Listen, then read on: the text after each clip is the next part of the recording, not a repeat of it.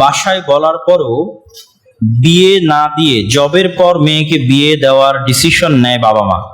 এতে বাবা মা দায়িত্ব সঠিক সময় পালন না করে মেয়ের ক্ষতি করতেছে অজান্তে, যা বর্তমানে ট্রেন্ডিং। এটি নিয়ে কিভাবে প্রতিকার পাওয়া সম্ভব? সেকুলারিজম এবং সেকুলারিজমের উপর প্রতিষ্ঠিত পাঠ্যপুস্তক এবং সেকুলারিজমের উপর প্রতিষ্ঠিত শিক্ষা কারিকুলাম আমাদের অন্তরে এমন কিছু পয়জন ঢুকিয়ে রাখে যা যুগ যুগ চেষ্টা করলেও বের হবে না। তার একটা হচ্ছে এটা, আগে কেরিয়ার পরে বিবাহ। এটি হচ্ছে বস্তুবাদী দুনিয়ার সেকুলারিজমের উপর ভিত্তি করে তৈরি হওয়া শিক্ষা ব্যবস্থা। এটি আমাদের সিলেবাসে আমাদের শেখানো হয়েছে, আমাদের বাবা মায়েরা শিখেছে, আমরা শিখছি। এটা থেকে বের হওয়া খুবই কঠিন। তো প্রথমত পিতা মাতাকে নসিহত করতে হবে, তাদেরকে কোরআন এবং হাদিসের জ্ঞানকে প্রাধান্য দেওয়ার জন্য অনুরোধ করতে হবে এবং অবশ্যই প্রাপ্ত বয়স্ক অবস্থায় উপযুক্ত পাত্র বা পাত্রী পাওয়া গেলে বিবাহ দেওয়ার চেষ্টা করতে হবে। আল্লাহ সুবহানাহু ওয়া তাআলা কোরআন মাজিদে বলেছে, তোমরা তোমাদের ইয়েতিমদের বিবাহ দাও, আল্লাহ তোমাদেরকে ধনী করে দিবে। তো ইয়েতিমের সাথে আপনি অসহায়, অর্থনৈতিকভাবে অসহায় লাগিয়ে দেন, আল্লাহ তোমাদেরকে ধনী করে দিবে, অর্থের ব্যবস্থা করে দিবে। আর যেহেতু রিজিকের দায়িত্ব আল্লাহ নিজে নিয়ে রেখেছে, ওয়ামা মিন দাব্বাতিন ফিল আরদি ইল্লা আলাল্লাহি রিজকুহা, পৃথিবীতে একটা পিঁপড়া চললেও তার রিজিকের দায়িত্ব আমি আল্লাহ। কুল্লুকুম জায়ে ইল্লা মান আতআমতু, তোমরা সবাই ক্ষুধার্ত তবে আমি যাকে খেতে দিয়েছি। কুল্লুকুম আরিন ইল্লা মান কাসাউতু, তোমরা সবাই উলঙ্গ তবে আমি আল্লাহ যাকে কাপড় পরার তৌফিক দিয়েছি। তাহলে কত শক্তভাবে আল্লাহ বলছে যে আমরা সবাই ক্ষুধার্ত, কিন্তু খেতে পেয়েছি কে খাওয়িয়েছে? আল্লাহ। আল্লাহ নিজে বলতেছে। তো এই জন্য সকলের রিজিকের দায়িত্ব আল্লাহ নিয়েছে। ওমা ইয়াত্তাকিল্লাহ ইয়াজআল লাহু মাখরাজা, যে ব্যক্তি আল্লাহকে ভয় করবে আল্লাহ তার জীবন চলার পথ কোনো না কোনো ভাবে ব্যবস্থা করে দিবেন। ওয়া ইয়ারযুকুহু মিন হাইসু লা ইয়াহতাসিব, আর আল্লাহ তাকে কোথায় থেকে রিজিক দিবেন ও নিজেও বুঝতে পারবেন না। অতএব আপনি আল্লাহর উপর ভরসা করেন, পিতা মাতাকে আল্লাহর উপর ভরসা করতে শিখান। এক্সটার্নাল টিচার এসে ভাইভাতে কেন পর্দাশীল কাউকে মুখ খুলতে বলে, এই ব্যাপারে কিছু বলবেন প্লিজ। আজকের আধুনিক বিশ্ব ইসলাম বিরোধী নয়, বরং ইসলাম বান্ধব। কিভাবে ইসলাম বান্ধব? এটি আমাদের সংকীর্ণতা। আপনি বাংলাদেশের ইউনিভার্সিটি কলেজগুলোতে যাবেন, আপনাকে বলবে যে আপনি মুখ খোলেন, কথার কথা আমি বলতেছি। বা অনেক মুসলিম দেশের ইমিগ্রেশন ক্রস করবেন, বলবেন মুখ খোলেন। কিন্তু দেখা যাচ্ছে আপনি ইংল্যান্ডের ইমিগ্রেশন ক্রস করতেছেন, আপনাকে মুখ খোলার কথা বলা হবে না। কেন? অত্যাধুনিক প্রযুক্তি, আমার ফিঙ্গারপ্রিন্ট দিয়ে সে আমাকে ফাইন্ড আউট করতে পারতেছে আমার পরিচয়, আমার আইডেন্টিটি, কেন আমার মুখ দেখবে? তাহলে আপনার যদি ছাত্রীর পরিচয় আইডেন্টিটি করার প্রয়োজন হয়, আপনি উন্নত ব্যবস্থাপনা করেন। এত বড় বিজ্ঞান ও প্রযুক্তি নাম লাগিয়ে রেখেছেন, ফিঙ্গারপ্রিন্টের ব্যবস্থা থাকবে না পরিচয় নেওয়ার জন্য? তাহলে কিসের বিজ্ঞান হলো আর কিসের প্রযুক্তি হলো? বিজ্ঞান ও প্রযুক্তি বিশ্ববিদ্যালয়ে যদি ছাত্রীকে পরিচয় দিতে মুখ খোলা লাগে, তাহলে এটা তো বিজ্ঞান প্রযুক্তি হলো না, অন্ধত্ব হলো।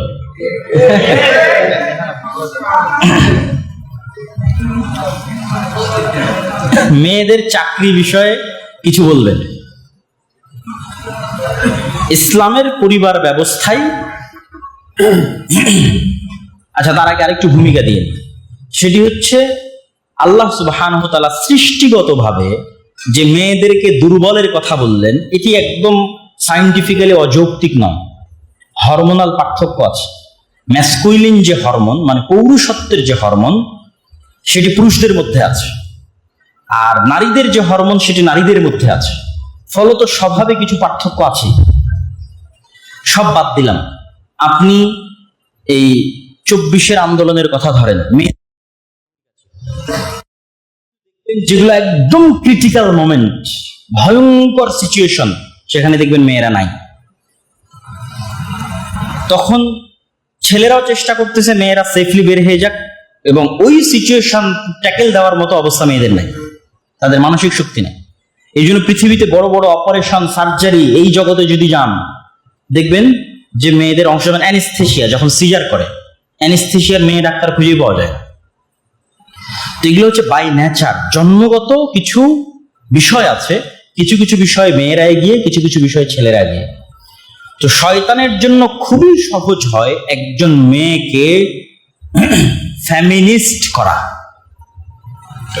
একবার একজন মেয়েকে ফেমিনিস্ট করতে পারলে, মানে অ্যাজ এ নারী সে পুরুষের চাইতে বেশি পাওয়ারফুল, এবং এই পাওয়ার খাটানোর রাস্তা তার সামনে তৈরি হলে, অর্থনৈতিক ভাবে হোক, পদের কারণে হোক, যে কোনো ভাবে হোক, তখন যে ম্যাসাকারটা হয়, ওই ম্যাসাকারটা একজন পুরুষের তুলনায় বেশি ভয়ঙ্কর হয়। আবারও 24-এর আন্দোলনের কথা আসবে। এই জায়গায় যদি শেখ হাসিনা না হয় একজন পুরুষ হতো, অনেক আগে পদত্যাগ করে দিত, অনেক আগে।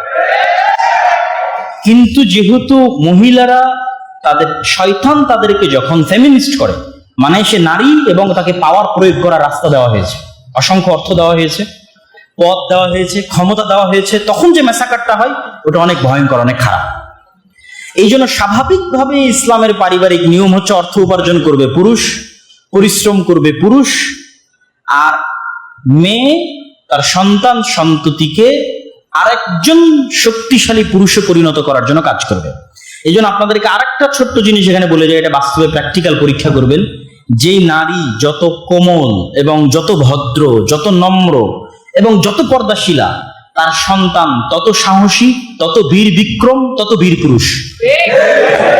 আর যেই নারী যত অভদ্র, যত পুরুষদের সাথে বেশি মিশে এবং যত নারীবাদী, তার পুরুষ সন্তান ততটাই দুর্বল, এবং ওরাই হচ্ছে এলজিবিটিকিউ হয়ে বলবে আমি এখন মেয়ের রূপ ধারণ করব, কেননা তার মধ্যে পৌরুষত্ব শেষে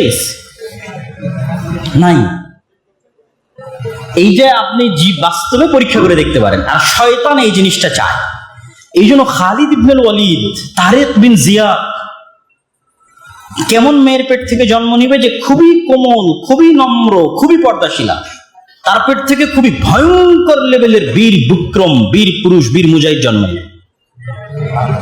তো এই জন্য ইসলাম চায় যে মেয়েরা এই সাইডটা দেখভাল করুক, পরিবার দেখভাল করুক, সন্তানকে খুব ভালোবাসা দিক, আদর দিক, যত্ন দিক, শিক্ষা দিক, এমন সন্তান তৈরি করুক পৃথিবী শাসন করবে। আর তার বিপরীতে সেকুলার সিস্টেম চায় যে মেয়েরা ফেমিনিস্ট হোক। তাহলে মেয়েদের ফেমিনিস্ট হওয়ার একটা অন্যতম রাস্তা হচ্ছে সে চাকরি করবে, টাকা ইনকাম করবে। তখন যে ম্যাসাকার হবে, সেই ম্যাসাকার সে কন্ট্রোল করতে পারবে না, মানসিকভাবে মহিলা কন্ট্রোল করতে পারবে না, ওই ব্যালেন্সটা পুরুষ রক্ষা করতে পারে। তখন মহিলা মানুষ জালেম হয়ে যায়, অত্যাচারী হয়ে যায়। দেখবেন এক মহিলা আর এক মহিলার উপর বেশি জুলুম, পুরুষ আর এক পুরুষের উপর জুলুম করার চাইতে একজন মহিলা আর এক মহিলার উপর বেশি জুলুম করে। শাশুড়ি বৌমার উপর, বৌমা শাশুড়ির উপর, এইভাবে মানে মেয়েরা মেয়েদের প্রতি বেশি জুলুম করে। তখন ওই মেয়ে যখন আরো বেশি পরিমাণে ক্ষমতা পেয়ে যায়, তখন সে আর ব্যালেন্স করতে পারে না। তখন সেই জুলুমটা তার স্বামীর উপর শুরু হয়, জুলুমটা সন্তান সন্ততির উপর শুরু হয়।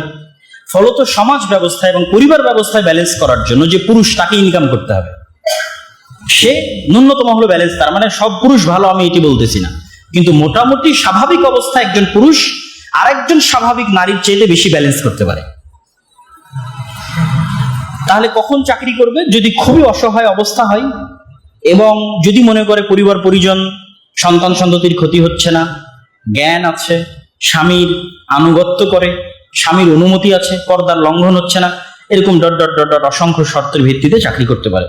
শায়দ বর্তমান যুগের মেয়েদের ক্যারিয়ার ভাবনা নিয়ে কিছু নাসিহা করবেন দয়া করে। আশা করি এতক্ষণ যে প্রশ্নের উত্তরটা দিয়েছি তার মধ্যেই এই উত্তরটা নিহত আছে যে আমাদের মেয়েদের ক্যারিয়ার কি হওয়া উচিত।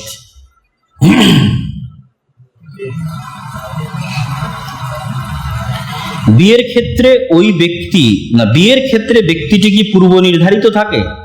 মানে জীবন সঙ্গীর কথা বলছি না, দোয়ার মাধ্যমে আমার উত্তম জীবন সঙ্গী পেতে পারি? আল্লাহ সুবহানাহু ওয়া তাআলা নিজেই তাকদীর নির্ধারণ করেছেন, আবার আল্লাহ সুবহানাহু ওয়া তাআলা নিজেই দোয়া করার আদেশ দিয়েছেন, আল্লাহ সুবহানাহু ওয়া তাআলা নিজেই চেষ্টা করার আদেশ দিয়েছেন। সবার কথা বাদ দিলাম, আপনি মুসা আলাইহিস সালামের জীবনী পড়ে দেখেন। মুসা আলাইহিস সালামকে আল্লাহই বলছে তুমি যাও ফিরআউনের কাছে, আল্লাহ জানেন এখানে কি ঘটবে। তারপরেও আল্লাহ সুবহানাহু ওয়া তাআলা মুসা আলাইহিস সালামকে বলছেন তুমি দোয়া করো, স্মরণ করতে ভুলবে না, আমাকে আমার কাছে দোয়া করবে যে আল্লাহ আপনি আমাকে বাঁচান বা বিপদ থেকে উদ্ধার করেন। আল্লাহ চাইলে মুসা আলাইহিস সালামের মুখের তোতলামি এমনি ভালো করে দিতে পারতেন। তারপর মুসা আলাইহিস সালামকে শিখালেন আপনি দোয়া করেন, রব্বি ইশরাহ লি সাদরি ওয়া ইয়াসসির লি আমরি ওয়াহলুল উকদাতাম মিন লিসানি ইয়াফকাহু কাওলি। দোয়া একটি ইবাদত যা আল্লাহ পছন্দ করে। তো তাকদীরের লিখন আল্লাহ সুবহানাহু ওয়া তাআলার জ্ঞান, কিন্তু স্বাভাবিকভাবে প্রত্যেক কল্যাণকর জিনিসের জন্য মানুষের বুদ্ধি বিবেক থাকা যতক্ষণ আছে ততক্ষণ তাকে চেষ্টা করতে হবে, এবং আল্লাহ সুবহানাহু ওয়া তাআলা এতে বরকত দেবে। অতএব দোয়া করতে হবে, ভালো মানুষ খুঁজে বের করার চেষ্টা করতে হবে। মোবাইল ফোনের উপর আসক্তি কিভাবে কমানো যায়, নামাজে কিভাবে মনোযোগ ধরে রাখবো। মোবাইল ফোনের আসক্তি কমানোর একটা উপায়, ঘুম থেকে উঠে মোবাইল চালানো যাবে না, ঘুমানোর আগে মোবাইল চালানো যাবে না। সর্বনিম্ন এই জিনিসটা মেনটেন করবেন, আশা করি একটু একটু করে কমবে মোবাইল ফোনের আসক্তি। শুধু দুইটা জিনিস মেনটেন করবেন, ঘুমানোর আগে কখনোই মোবাইল চালাবেন না, অন্তত আধা ঘন্টা 1 ঘন্টা মোবাইল আগে রেখে দেবেন, আর ঘুম থেকে উঠে অন্তত 2-3 ঘন্টা 3-4 ঘন্টা মোবাইলে হাত দিবেন না, যত জরুরি যত ইমার্জেন্সি হোক। ইম্পর্টেন্ট আর ইমার্জেন্সির মধ্যে পার্থক্য করতে পারতে হবে। ইমার্জেন্সি হচ্ছে এখনই ফোন আসতেছে, কিন্তু আর্জেন্ট হচ্ছে এখনই ফোন আসতেছে বা ইমার্জেন্সি, কিন্তু এই ফোনটাকে আমার জন্য ইম্পর্টেন্ট, এই ফোনটাকে আমার কোনো কাজে লাগবে, আমার কোনো উপকারে আসবে, কোনো কাজে লাগবে না, কোনো উপকারে আসবে না। অর্থাৎ ইমার্জেন্সি হলো, আর্জেন্ট হলো থাক, দরকার নাই।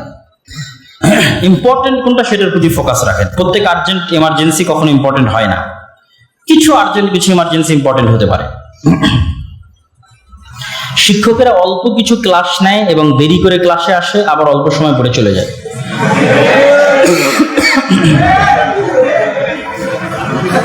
ছাত্ররা বৈষম্যের বিরুদ্ধে আন্দোলন করলো, তো এটা কি বৈষম্য নয়?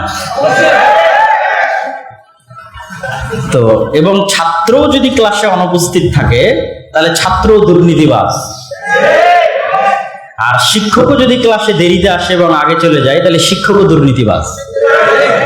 দুর্নীতি মানে শুধু টাকাই নয়, আপনার দায়িত্বের আমানতে যে আপনি খেয়ানত করতেছেন এটিও দুর্নীতি। আর এই দুর্নীতি বহির্বিশ্বে দেখা যায় না বলেই তারা এত উন্নত, আর এই দুর্নীতি আমাদের দেশে আছে বলেই আমরা এতটা অনুন্নত, এবং আমরা এটাকে অপরাধী মনে করি না। অথচ অবশ্যই দেরিতে আসলে এবং পূর্বে গেলে ওই বেতন হালাল হবে না, হারাম রিজিক, হারাম বেতন। এইটা শতভাগ সত্য কথা, এটা আমি মজাক করে বলতেছি না, এটাই সত্য। আপনাকে যে দায়িত্ব দেওয়া হয়েছে, যে দায়িত্বের জন্য আপনি বেতন নিচ্ছেন, এই প্রত্যেকটা টাকার জন্য, এই প্রত্যেকটা দায়িত্বের জন্য আপনি জিজ্ঞাসিত হবেন। ঠিক যারা এখানে পড়তে এসেছে, যাদের পিছনে সরকার ভর্তুকি দিচ্ছে, খরচ দিচ্ছে, বিল্ডিং তৈরি করে দিয়েছে, খাবার ব্যবস্থা করে দিয়েছে, তারাও যে পড়াশোনা না করে আড্ডাবাজি করতেছে, এদেরকেও এই সময় নষ্ট করার জন্য, এই টাকাগুলো নষ্ট করার জন্য, এই অর্থ, এই বিল্ডিং গুলো নষ্ট করার জন্য জবাবদিহি করতে হবে। এগুলো সবই হচ্ছে দুর্নীতি। আমরা জাতিগতভাবে একটি দুর্নীতিগ্রস্ত জাতি, আল্লাহ না করুক, একদম টপ টু বটম জাতিগতভাবে দুর্নীতিগ্রস্ত জাতি। কিভাবে এটির থেকে বের হওয়া যায় চেষ্টা করতে হবে। এই জিনিসগুলো বিশেষ করে যারা প্রবাস থেকে ফেরত এসেছে তাদের মধ্যে কিছুটা হলো দেখা যায়, তারা এটা বুঝে যে না, আসলে আমরা জাতিগতভাবে যা করতেছি এটা ভুল করতেছি, তখন তার মধ্যে সিনসিয়ারিটি কাজ করে, সময়ের বিষয় আরো বিভিন্ন বিষয়। তো দেশের বাইরে না গেলে এটির বাস্তব অভিজ্ঞতা করা খুব কঠিন, কিন্তু যেভাবেই হোক আমাদের এটা বুঝতে হবে যে এটি আমাদের ধ্বংসের কারণ। আমাদের বিজনেস ফ্যাকাল্টির শিক্ষকরা কোনোদিন সুদের মতো ভয়াবহ বিষয় নিয়ে কথা বলেন না। না, তার আগে একটু বলি, হাসার কিছু নাই। সুদ যে ক্ষতিকর এটি কেউ জানে না, এই জন্য এই সম্পর্কে তো আমাদের পড়াশোনা নাই। আমাদের অর্থনীতি মানেই, অঙ্ক মানেই ক্যাশ মানি আর সুদ আলাদা করা ইউরোপ আমেরিকায় অসম্ভব। প্রত্যেকটা ক্যাশ মানি আসলে লোনের বিপরীতে এসেছে।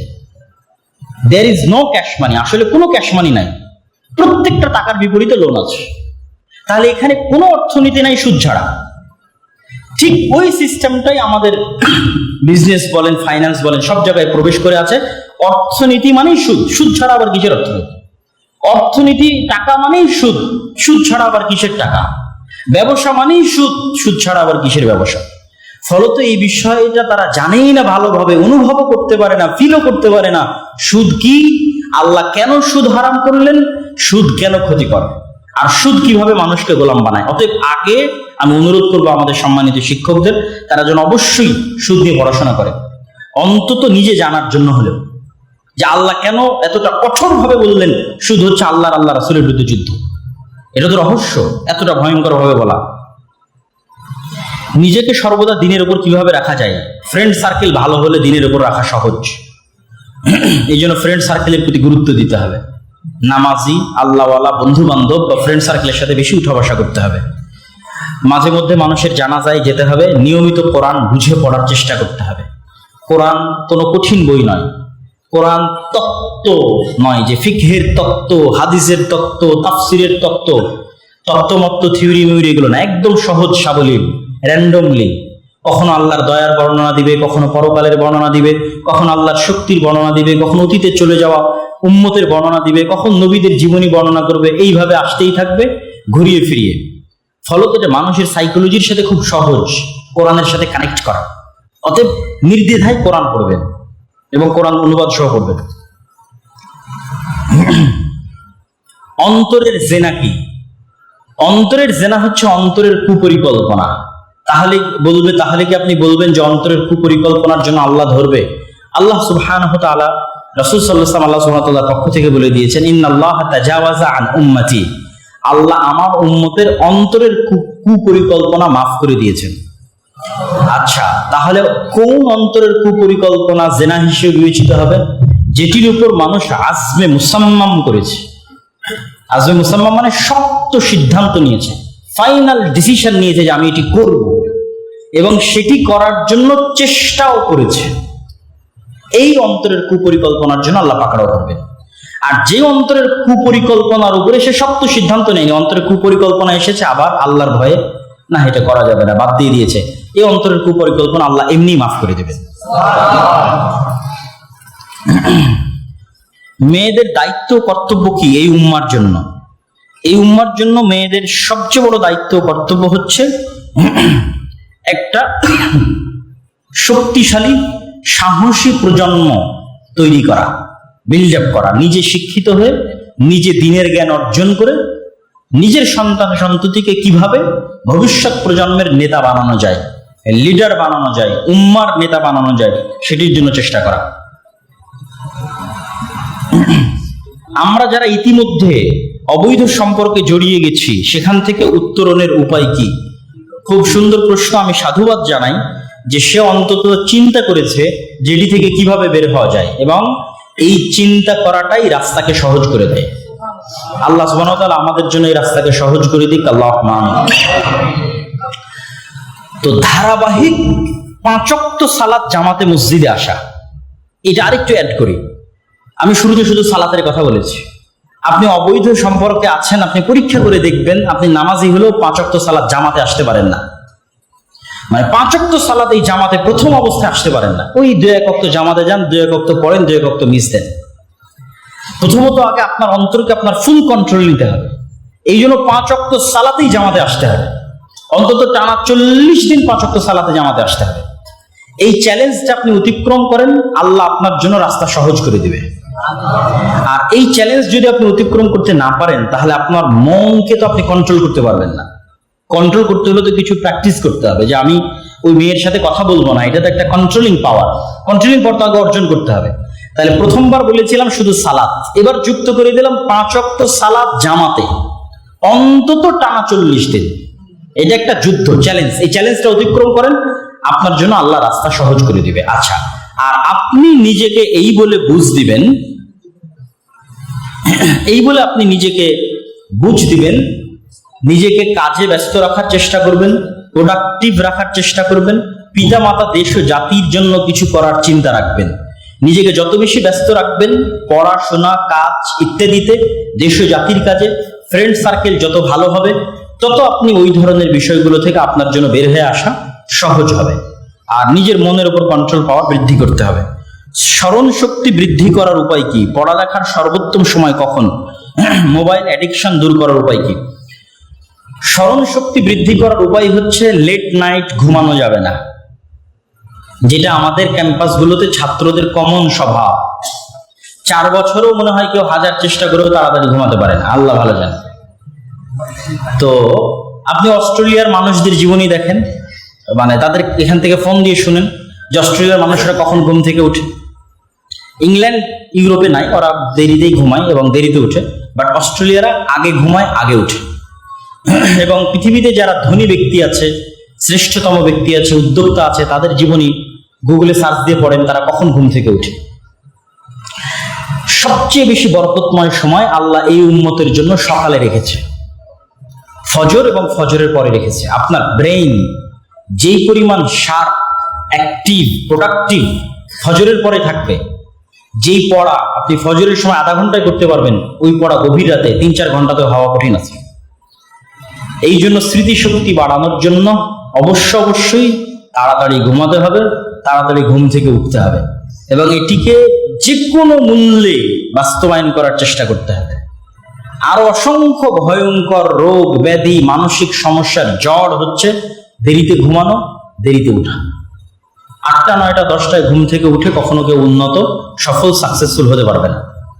তো স্মৃতিশক্তি বাড়ানোর জন্য আপনি অবশ্যই পড়ালেখা করার সর্বোত্তম সময় সকালে, আর স্মরণ শক্তি বৃদ্ধি করার জন্য রাতে না ঘুমিয়ে সকালে ওঠার চেষ্টা করবেন। পড়তে বসার আগে বিভিন্ন যে দোয়াগুলো আছে সবারই মুখস্থ থাকার কথা। রব্বি জিদনি ইলমা, আল্লাহুম্মা ফাক্কিহনি ফিদ্দীন, আল্লাহুম্মা আল্লিমনিল হিকমা, হে আল্লাহ আপনি আমাকে জ্ঞান দিন। সূরা ফাতিহা, আয়াতুল কুরসি, নাস, ফালাক, ইখলাস, রব্বি ইশরাহ লি সাদরি, এগুলো পড়লে অবশ্যই জ্ঞান বৃদ্ধি পায় এবং স্মৃতিশক্তি বেশি কাজ করে।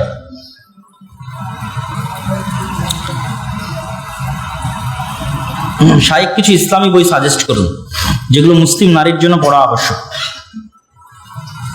প্রথমত, যে 4 জন শ্রেষ্ঠ নারী তাদের জীবনী পড়েন।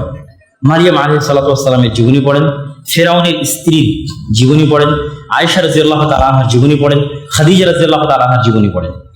আরো যারা শ্রেষ্ঠতম নারী রাসূল সাল্লাল্লাহু আলাইহি ওয়াসাল্লামের যুগে বা তার পূর্বে অতিক্রম করে গেছে তাদের জীবনী পড়েন। এবং একটা বই পাওয়া যায় যে পৃথিবীর যারা হাদিস বর্ণনাকারী মুহাদ্দিসা, নারী মুহাদ্দিসা, তাদের উপর একটা গবেষণা আছে। ইন্ডিয়ার একজন লেখক আকরাম নাদভী, এটা সম্ভবত বাংলাতে অনুবাদ হয়েছে। শুধু মুহাদ্দিসা, মুফাসসিরা, হাদিস বর্ণনাকারী মহিলা মানুষ, হাদিসের উপর পণ্ডিত, তাদের জীবনী তুলে ধরা আছে। এই জীবনীগুলো থেকে আপনি অনেক উৎসাহিত হবেন। পরীক্ষার হলে অন্যের দেখে নকল করা ইসলামের দৃষ্টিতে কি? এটি মনে হয় আর উত্তর দেওয়ার দরকার নাই, কেননা এটি আসলে বলার অবকাশ রাখে না। ব্যাংকে চাকরি হালাল নাকি হারাম, রিজিকের উপর যে আলোচনা করলাম এবং সুদের ইকোসিস্টেমের উপর যে আলোচনা করলাম সেটি যথেষ্ট। আপনি ইহুদিদের তৈরি করা ইকোসিস্টেমের অংশ হবেন, না ইহুদিদের তৈরি করা ইকোসিস্টেমের বিরুদ্ধে যুদ্ধ করবেন, যে ইকোসিস্টেমে তারা চায় কেউ যেন সুদ মুক্ত না থাকতে পারে। আপনি যদি যুদ্ধ করতে চান, আল্লাহ আপনার জন্য রিজিকের রাস্তা উন্মুক্ত করে দিবে। পৃথিবীতে কেউ না খেয়ে মারা যায় না। আল্লাহ বলেছে, লা তাকতুলু আওলাদাকুম খাশিয়াতা ইমলাক, তোমাদের সন্তানদের রুজির ভয়ে হত্যা করিও না, তোমাদেরকেও খাওয়াই আমি, তোমাদের সন্তানদেরকেও খাওয়াই আমি। আর একদম খাঁটি বাংলায় উচ্চারণ করলে এইভাবে উচ্চারণ করা যাবে, তোকেই তো আমি খাওয়াই রে, তো তোর সন্তানকেও কি তুই খাওয়াবি না আমি খাওয়াবো। মানে যদি খাঁটি বাংলায় অনুবাদ করে যে লা তাকতুলু আওলাদাকুম, তোমরা তোমাদের সন্তানদের হত্যা করিও না, কেননা তোকেই এখন পর্যন্ত আমি খাওয়াই, এখন পর্যন্ত তোর খাওয়ার মালিক তুই নিজে হতে পারিস না, তো তোর যে সন্তান আসবে সেই সন্তানের মালিক তুই কবে হবে? তো আল্লাহ সুবহানাহু ওয়া তাআলা রিজিকের মালিক, রিজিকের রাস্তা বন্ধ হবে না, মানুষ কেউ না খেয়ে মারা যাবে না। ভাগ্য কি পূর্ব নির্ধারিত? এই উত্তর দিয়েছি। ভাগ্য মূলত আল্লাহর জ্ঞান। ছাত্রছাত্রীরা হিন্দু বা বিধর্মীদের বাসায় প্রাইভেট পড়ায়, এ সময় নাস্তা বা কিছু খাইতে দেওয়া, এটা কি খাওয়া যাবে? কোনো সমস্যা নাই যদি হালাল হয়, যদি তাদের ধর্মীয় কোনো কিছু না হয় এবং হারাম কিছু না হয়। রাসূল সাল্লাল্লাহু আলাইহি ওয়াসাল্লাম বিধর্মীদের বাড়িতে খেয়েছেন।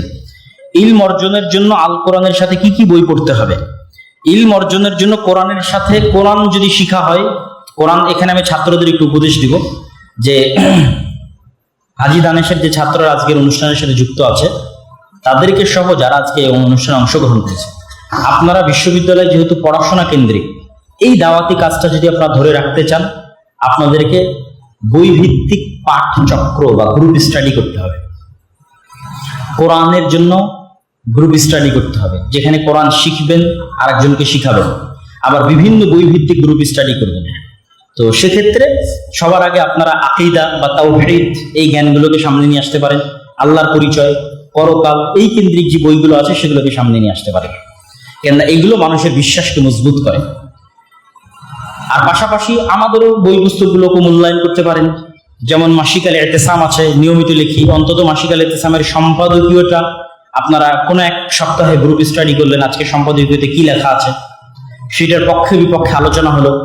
জ্ঞান কেন্দ্রিক যত চর্চা বাড়বে আপনাদের দাওয়াতি কাজ তত গতিশীল হবে। জ্ঞানবিহীন দাওয়াতি কাজ ঠুনকো এবং অস্থায়ী। অতএব ছাত্রদের প্রতি আমি উপদেশ দিব, নাসিহা করব, এবং যারা আয়োজন করেছে তারাও যদি চাই পার্সোনালি আমার সাথে অনুষ্ঠান পরে দেখা করতে, তাদেরকে উদ্দেশ্যে আরো কিছু পরামর্শ দিয়ে যাবো ইনশাল্লাহ। পোস্টার বা ব্যানারে ছবি দিয়ে প্রচারণা চালানো যাবে কিনা? অনলাইনে জিনিসটা স্থায়ী থাকে না, এই জন্য অনলাইনের বিষয়টা, আচ্ছা প্রথমত আগে বলি, প্রথমত কথা হচ্ছে ছবি মূর্তি কোনো কিছুই ইসলামের দৃষ্টিতে কখনোই পছন্দনীয় এবং গ্রহণীয় নয়, 1 নাম্বার। 2 নাম্বার, শর্ত সাপেক্ষে সেটিকে প্রয়োগ করার কথা এই যুগের আলেম ওলামারা বলেছে। কি শর্ত সাপেক্ষে? যদি সেটা দিনের কাজে ব্যয় হয়।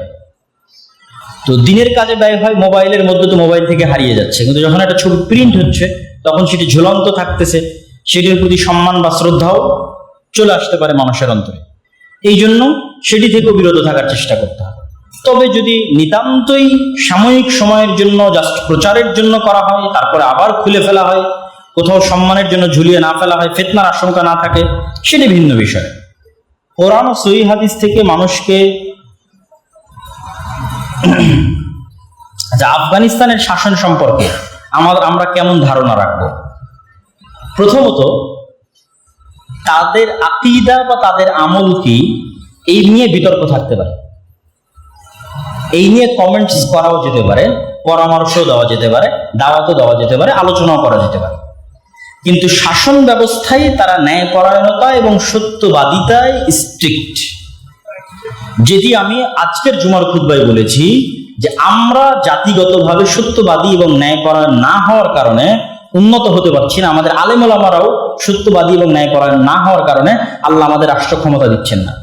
আমাদের মসজিদ, মাদ্রাসা, ইসলামী দল, সংগঠন সব জায়গায় সালাত, সিয়াম, আলহামদুলিল্লাহ, মাশাআল্লাহ, আকীদা, জ্ঞান সব ঠিক আছে, সত্যবাদিতা এবং ন্যায়পরায়ণতা নাই। সত্যবাদিতা ন্যায়পরায়ণতা না থাকলে আল্লাহ মাফ করলে জান্নাতে যাওয়া যাবে, কিন্তু সত্যবাদিতা ন্যায়পরায়ণতা না থাকলে আল্লাহ রাষ্ট্র ক্ষমতা দেবে না। তো আফগানিস্তানে যারা রাষ্ট্র ক্ষমতায় গেছে তারা এই জিনিসটা খুবই শক্তভাবে বাস্তবায়ন করেছে, সত্যবাদিতা এবং ন্যায়পরায়ণতা।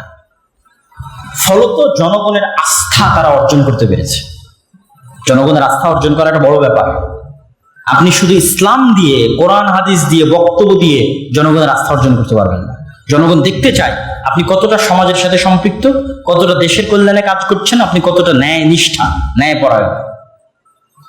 কিন্তু আমরা আলেমরা তো দেশের সমাজ বিচ্ছিন্ন। আমাদের নবী মুহাম্মদ সাল্লাল্লাহু আলাইহি ওয়াসাল্লাম লেখকও ছিলেন না, গবেষকও ছিলেন না, আবার তিনি পড়াও জানতেন না। ফলত তার লাইব্রেরিও ছিল না যিনি তিনি পড়বেন, লিখবেন, গবেষণা করবেন। আল্লাহ তাকে জ্ঞান শিক্ষা দিতেন, তিনি মানুষের মধ্যে সময় কাটাতেন, সমাজের সেবায়, মানুষের সেবায়। ফলত তার ন্যায় নিষ্ঠা, তার সত্যবাদিতা পৃথিবীতে প্রমাণিত হয়েছে। মানুষ তার নেতৃত্ব মেনে নিয়েছে। কি ইহুদি, কি খ্রিস্টান, কি মুশরিক নেতৃত্ব মেনে নিয়েছে, কেন? ন্যায়পরায়ণতা এবং সত্যবাদিতায় উনি আসমানের শীর্ষস্থানে অবস্থান করছেন। কিন্তু আমরা আলেম ওলামা, ইসলামী দল, সংগঠন, মসজিদ, মাদ্রাসা, আমাদের মধ্যে সব কিছু আছে আলহামদুলিল্লাহ, মাশাআল্লাহ, কিন্তু আমরা ওই একটা জায়গায় পিছিয়ে আছি।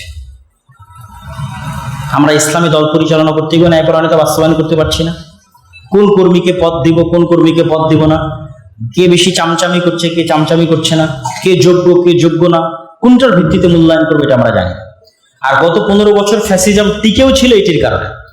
নামাজি, হাজি, দানবীর, ওসি, ডিসি, এসপির অভাব বাংলাদেশে ছিল না, আজও না। কিন্তু ওসি, ডিসি, এসপি তার পদের প্রতি ন্যায়পরায়ণ হবে, আমানতদার হবে, এরকম ওসি, ডিসি, এসপির অভাব আছে।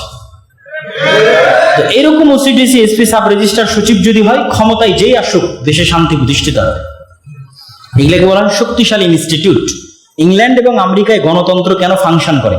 গণতন্ত্র এই জন্য ফাংশন করে, তাদের ইনস্টিটিউট শক্তিশালী, বিচার বিভাগ শক্তিশালী, পুলিশ শক্তিশালী, আর্মি শক্তিশালী, সচিবালয় শক্তিশালী। মানে যে যার জায়গায় দায়িত্বে আছে সে তার দায়িত্বের জায়গায় স্ট্রিক্ট, ন্যায় এবং সৎ। ফলত ক্ষমতায় ডোনাল্ড ট্রাম্প কি জো বাইডেন এটা অতটা ম্যাটার করে না।